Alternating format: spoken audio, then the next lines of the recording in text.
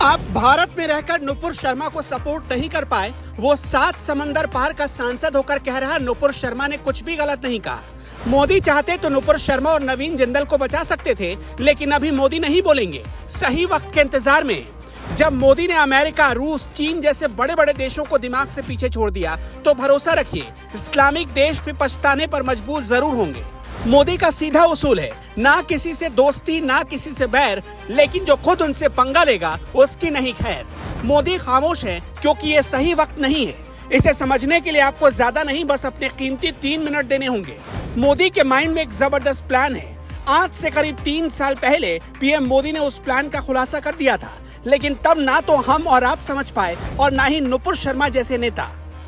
आगे बढ़े उससे पहले एक बात क्लियर कर देना चाहते हैं कि हम ना तो नुपुर शर्मा के बयान का समर्थन कर रहे हैं और ना ही उनके बयान का विरोध। और भले ही आप सपोर्ट में हो या विरोध में, इस रिपोर्ट को निष्पक्ष नजरिए से देखिएगा।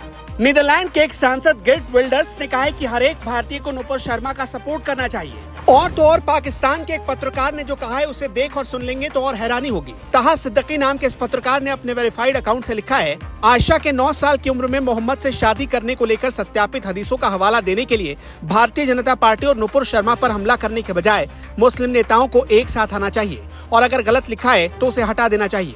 लेकिन अगर ये सच नहीं है तो कोई भी मोहम्मद पर बाल विवाह करने का आरोप नहीं लगा सकता है। यहाँ से हमारी कहानी के 2 रास्ते हैं, एक मोदी का चुप रहना और दूसरा डच सांसद के साथ साथ पूरी दुनिया के कई मुल्कों में नुपुर शर्मा का समर्थन होना। नुपुर शर्मा के बारे में मोदी ने क्या सोचा है? सोचा है, कुछ बड़ा सोचा है, लेकिन कर इसलिए नहीं रहे क्योंकि अभी सही वक्त नहीं है। नुपुर शर्मा ने गलती की है या नहीं, इसका फैसला करने वाले हम नहीं है, पब्लिक है, कानून है। लेकिन अभी बीजेपी ने नुपुर शर्मा के खिलाफ एक्शन ले लिया है। और क्यों लिया ये समझिए। पहली वजह, मोदी नहीं चाहते थे कि बीजेपी के विरोधियों को नुपुर शर्मा के बहाने देश में कोई साजिश करने का मौका मिले। बीजेपी ने जैसे ही देखा कि ऐसे गैंग एक्टिव हो रहे हैं तो फौरन उसने एक्शन ले लिया। दूसरी वजह, नुपुर शर्मा ने जिस वक्त ये बयान दिया उससे कुछ ही घंटे पहले पीएम मोदी के कार्यकाल के 8 साल पूरे हुए थे। लेकिन तभी नुपुर शर्मा के एक बयान ने मोदी विरोधियों और भारत विरोधियों को बोलने का मौका दे दिया। पर मोदी ने और बीजेपी ने जैसे ही एक्शन लिया, भारत विरोधियों और मोदी विरोधियों के मुंह पर चिप्पी लग गई। मोदी को समझना आसान नहीं है। 2019 में जिस दिन नतीजे आए उसी दिन शाम में पीएम मोदी बीजेपी ऑफिस पहुंचे। उस दिन पीएम मोदी ने करीब 46 मिनट तक भाषण दिया था। मोदी ने 2 बातें जोर देकर कही थी। पहला, हम कभी 2 भी हो गए, लेकिन हम कभी अपने मार्ग से विचलित नहीं हुए, आदर्शों को ओझल नहीं होने दिया, ना रुके, ना थके, ना झुके। कभी हम 2 हो गए तो भी, और आज दोबारा आ गए। 2 से दोबारा आने तक की इस यात्रा में अनेक उतार चढ़ाव आए। 2 थे तब भी निराश नहीं हुए, दोबारा है तो भी नम्रता नहीं छोड़ेंगे, ना हमारा विवेक छोड़ेंगे, ना आदर्शों को छोड़ेंगे, ना हमारे संस्कारों को छोड़ेंगे। पीएम मोदी ने दूसरी बात कही, हमारे देश में एक ऐसा प्रिंट आउट, एक ऐसा टैग फैशन हो गया था, कुछ भी करो उसे लगा लो, आपको गंगा स्नान करने का पुण्य मिल जाता था।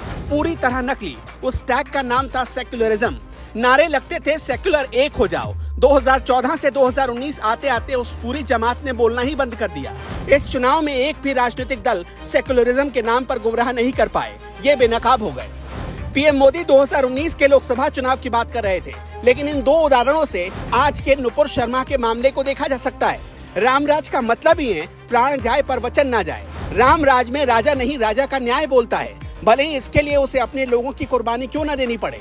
पीएम मोदी जानते थे कि नुपुर शर्मा पर एक्शन का मतलब कार्यकर्ताओं की नाराजगी झेलना, लेकिन इसकी परवाह किए बगैर एक राजा को जो सही फैसला लेना चाहिए वही फैसला उन्होंने लिया। किसी धर्म पर बोलना हर किसी की निजी राय हो सकती है, लेकिन देश की राय नहीं, हमारी भी नहीं। इसी वजह से पीएम मोदी से 2 दिन पहले मोहन भागवत ने भी इशारा किया था कि हर मस्जिद में शिवलिंग खोजना बंद करिए। लेकिन नुपुर शर्मा से बस मोदी को समझने में गलती हो गई। अगर देश का एक तबका कह रहा है कि नुपुर ने गलती की है, तो एक बड़ा तबका ऐसा भी है जो कह रहा है कि जो लिखा है वही नुपुर ने कहा है।